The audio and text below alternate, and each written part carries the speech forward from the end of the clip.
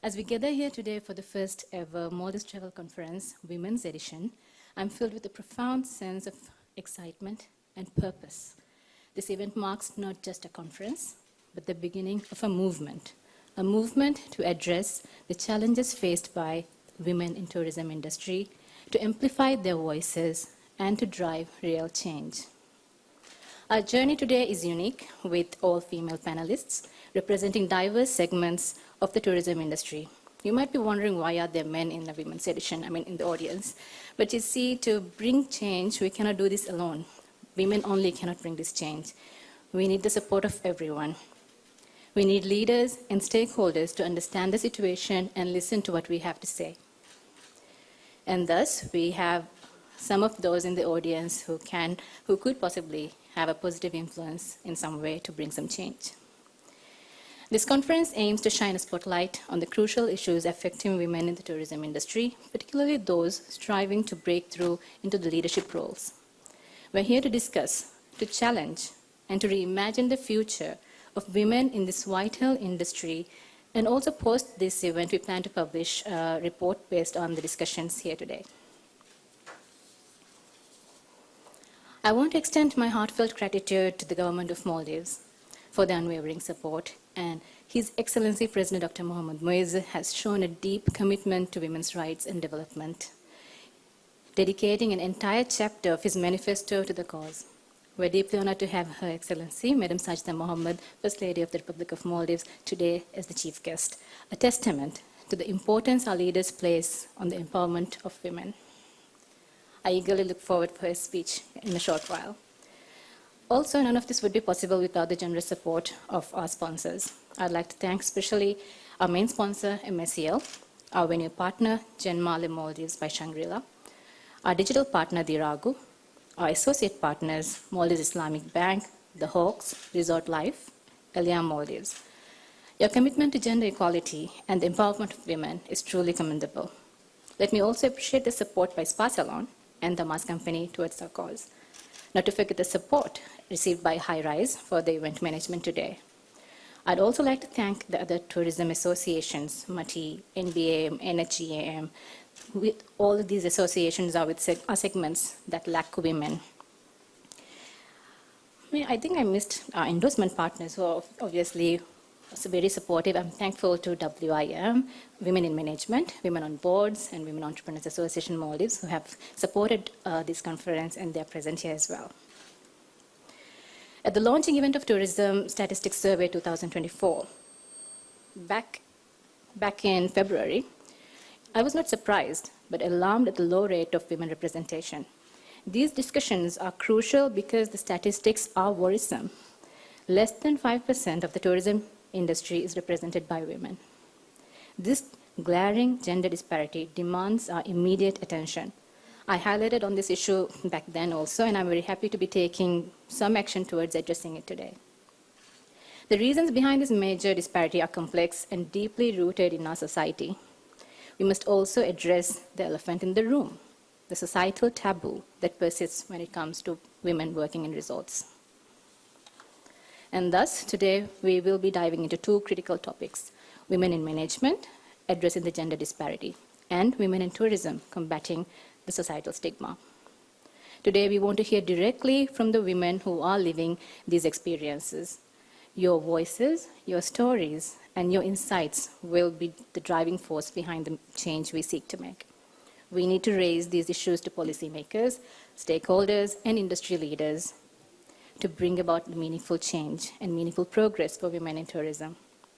We need to talk about these things bluntly and honestly, so that without sugarcoating, so that we see the true picture of the situation. We need to see how we can change things, but change cannot be achieved overnight. But change is possible gradually.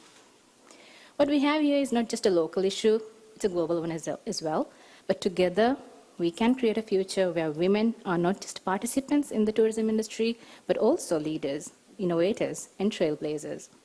I invite you all to engage fully in today's discussions, to challenge the status quo, and to leave this conference with a renewed commitment to supporting the women in our industry.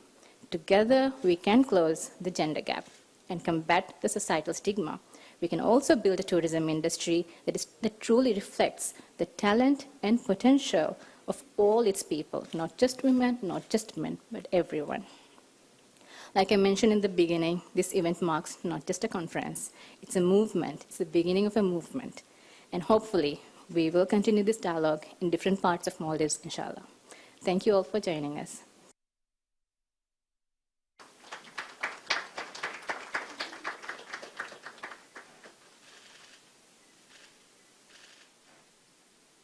Bismillahirrahmanirrahim. Chief Executive Officer, Maldives Association of Travel Agents Tour Operators, Ms. Amnat Susan, members of the Matata Executive Board, esteemed panelists, distinguished participants, ladies and gentlemen, good morning. Assalamu alaikum wa rahmatullahi wa barakatuh. It is an honor to join you today at the Maldives Travel Conference 2024 Women's Edition organized by Matato. And let me add, it's a pleasure to see a large number of women and girls present here today. I'm particularly inspired to see that this conference is dedicated to discussing some issues that are often neglected in workforces: women in management, addressing the gender disparity, and women in tourism combating societal stigma. These are not just industry topics. They are issues that touch the very fabric of our society, our values, and our future. Today's discussion is not merely an academic exercise or a policy debate. It's a call to action, a moment to reflect on where we stand as a society, where we want to go. The issues of gender disparity and societal stigma are not new, but they are as pressing as ever, especially in a country like ours, where tourism serves as the backbone of our economy. The fact that less than 5% of this vital industry is represented by women is not just statistic, it is a wake-up call. This figure should prompt us all to reflect deeply on the barriers that exist and how we can collectively work to dismantle them. We must recognize the gender disparity in tourism is not merely a matter of numbers or representation. It is a reflection of deeper systemic issues within our society, including the lack of conducive environment for women in some resorts, the social stigma associated with women working in these roles, and the persistent glass ceiling that limits women's opportunities in management positions. These barriers are not just obstacles to individual women's careers, they are roadblocks to the progress of our entire industry and society. We need to ask ourselves, what concrete steps can we take to empower women to excel in their careers? How can we create an environment where women are not just participants, but leaders in the tourism industry? How can we ensure that women have equal access to training, mentorship, and opportunities for advancement? Ladies and gentlemen, these are not just rhetorical questions. They are challenges that we must meet with determination and a clear plan of action.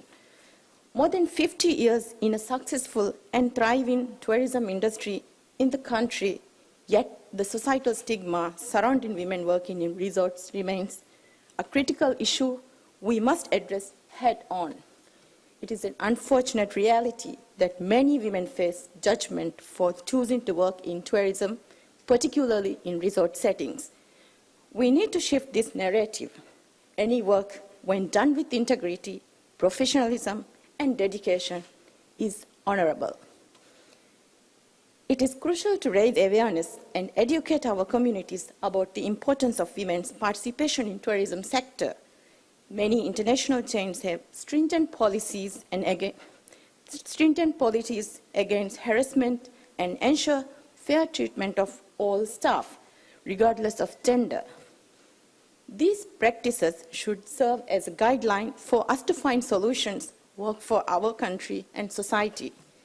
Moreover, we must acknowledge the unique challenges that women face in the workplace, such as the need for maternity leave and the importance of a supportive work environment that understands these needs. Rejecting women from employment out of fear of their biological responsibility is not only unfair, it is a step away from gender equality, but more importantly, it is a missed opportunity for the industry to benefit from their talents, perspectives, and leadership. Globally, women make up the majority of the tourism workforce, yet they are often found in the lowest paid and the lowest status jobs. This is a trend that we in the Maldives must not follow. Let us draw inspiration from global best practices and commit ourselves to a path of inclusivity and equality. It is essential that we ensure women are given equal opportunities to ascend through the ranks from entry-level positions to the highest echelons of management. We must empower, mentor, and guide women, providing them with the support and resources they need to succeed.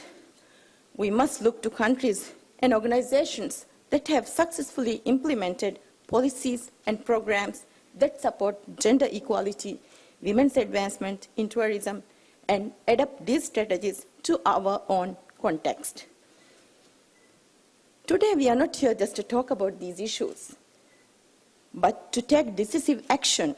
We need to listen to the women in the industry, understand their challenges, and translate these insights into concrete policies that can bring about real change. It is our collective responsibility, policymakers, industry stakeholders, and society at large, to create an environment where women can thrive in tourism sector. I'm proud to see that at the helm of Matato is a female visionary leader, Ms. Amnat Susan. The appointment of Ms. Susan, who is also the first female executive board member of the Maldives National Association of Construction Industry, is a demonstration of the shattering of the glass ceiling in a field dominated by men for many decades, but it's one step of many. The government is committed to ensuring gender equality and gender mainstreaming in every aspect of Maldivian society. Recently, upon the Cabinet's recommendation, President Dr. Mohammad Muiz decided to introduce the Gender Equality Seal, aiming to eliminate economic gender gaps and ensure equal opportunities for both genders in the workplace.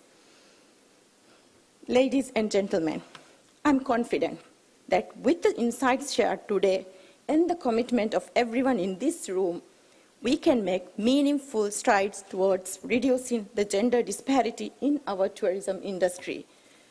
Together, we can create a future where our daughters and sisters see the tourism sector not just as a viable career option, but as a field where they can flourish, lead, and inspire others. While we cannot close the gap, we need to be mindful to reduce this gap.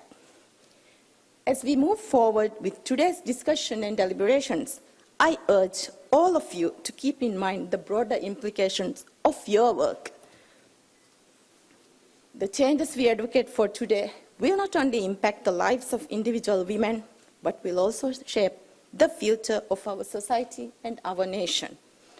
As we continue to remarkable strides in advancing our tourism sector and solidifying our status as the world's premier travel destination, we must not lose the sight of crucial aspect of our progress. It is imperative that we have ensured benefits of our success are shared equitably among all members of our society. Women and girls, which make up half of the population often left behind in the race towards development, must be brought to the forefront as equal and valuable partners.